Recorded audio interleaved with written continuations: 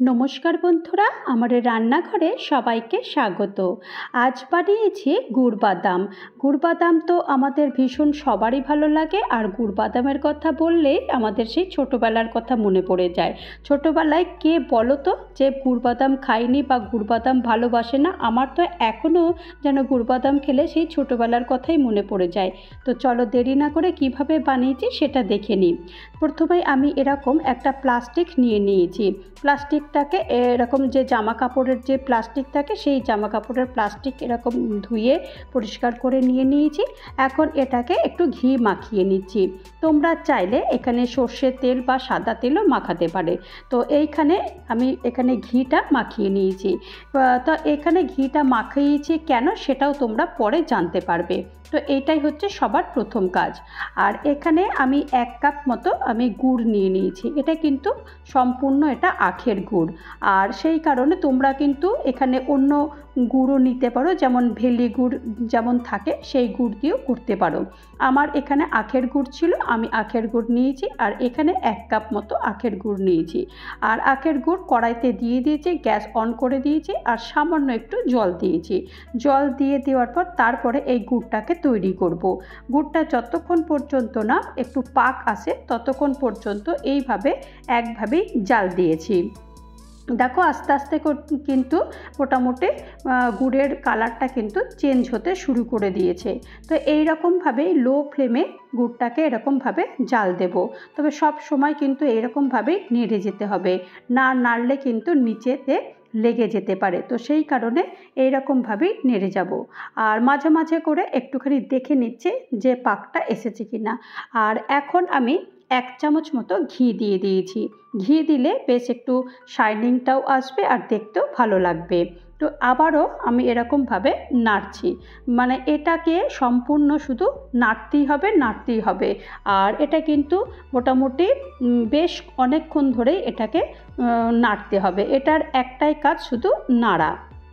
আর এই সময়টাতে আমি এই 1 টিস্পুন, মানে খুবই ছোট টিস্পুনের 1 টিস্পুন আমি এখানে বেকিং সোডা দিয়ে দিয়েছি। বেকিং সোডা দিলে বেশ গুড় বাদামটা যখন তৈরি হয়ে যাবে তখন একটু বেশ মানে মুচমুচে টাইপের হবে। আর সেই কারণে এই খাবার সোডাটা দেওয়া। তো খাবার সোডা দিয়ে দেওয়ার পরও দেখো পুরো একদম চেঞ্জ হয়ে গেছে। আর কীরকম একটা দেখো একটা ফেনা ফেনা বা বাবলস মতো এসে গেছে। আর ঘনত্বটাও দেখো একদম বেশ ঘন হয়ে গেছে। আর ঠিক এই রকমভাবে মাঝে মাঝে করে একটু খুন্তি দিয়ে দেখে নিতে হবে যে পাকটা একদম সম্পূর্ণ হয়েছে কিনা। তো আমি এরকম মাঝে মাঝে করেই দেখছি। আর এখন তোমাদেরকে দেখাচ্ছি, দেখো একদম কিন্তু খুন্তি থেকে কিন্তু একদম ধীরে ধীরে পড়ছে। তো এখন এরকম একটা বাটি নিয়েছি, বাটির মধ্যে কিছুটা জল নিয়েছি। জল নিয়ে এখন একটু এটাকে নিয়ে দেখব যেটা হয়েছে কিনা। দেখো এখন কিন্তু একদম মোচমোচে টাইপের মতো হয়ে গেছে। তাহলে এটা বুঝে নিতে হবে যে পাকটা কিন্তু একদম কমপ্লিট হয়ে গেছে। তো আরেকবার আমি ভালো করে এটাকে নেড়ে দিচ্ছি। তবে এর মধ্যে কিন্তু আমি এখন গ্যাসটা কিন্তু পুরোপুরি অফ করে দিয়েছি। এখন আর গ্যাসটা অন করিনি, কারণ গ্যাসটা জ্বালিয়ে এটা করলে কিন্তু পাকটা পুড়ে যেতে পারে। আর এখন এখানে আমি 1 কাপ মতো আমি এরকম চিনেবাদাম নিয়েছি। এটা আমার বাজারের চিনেবাদাম, আমি কিন্তু ঘরেতে আর ভাজিনি। এরকমভাবেই আমি রেডিমেড বাদামটা কিনে এনেছি। তো এখন এই বাদামটা দিয়ে আমি ভালো করে এটাকে মিশিয়ে নেব। দেখো একদম কিন্তু পুরো টাইট হয়ে গেছে।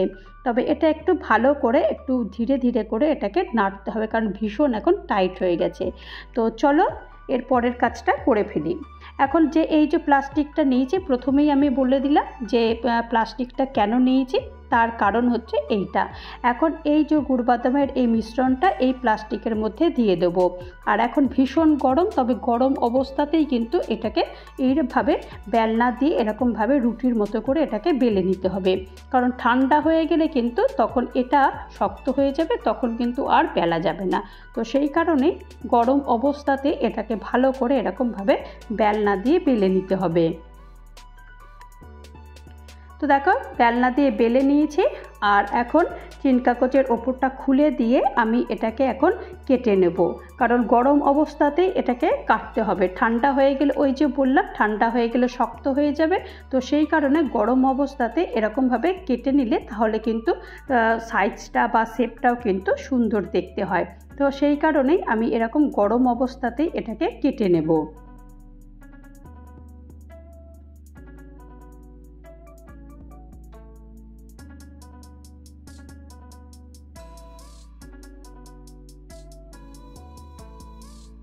তো সবগুলোই দেখো এইভাবে আমি কেটে নিয়েছি। আর এখন এটাকে মোটামুটি ঠান্ডা হবার জন্য রুম টেম্পারেচারেই এটাকে রেখে দেব। তো দেখো এখন 1 ঘন্টা পর আমি এটাকে খুলছি। চিন কাগজটাকে দেখো পুরো একদম আপনা আপনি কি সুন্দরভাবে উঠে আসছে আর পুরোপুরি একদম ঠান্ডা হয়ে গেছে। তো দেখো তাহলে কতটা তাড়াতাড়ি, কতটা ইজি বাড়িতে গুড় বাদাম আমরা তৈরি করে ফেললাম। আর এই গুড় বাদাম যখন বানাচ্ছি তোমরা বললে বিশ্বাস করবে না, আমার সেই ছোটোবেলার কথাটা মনে পড়ে গেল। ছোটোবেলাতে কত আমরা দোকানে গিয়ে গুড় বাদাম কিনে কিনে খেয়েছি, আর এখন দেখো আমরা বাড়িতেই গুড় বাদাম বানাতে শিখে গেছি।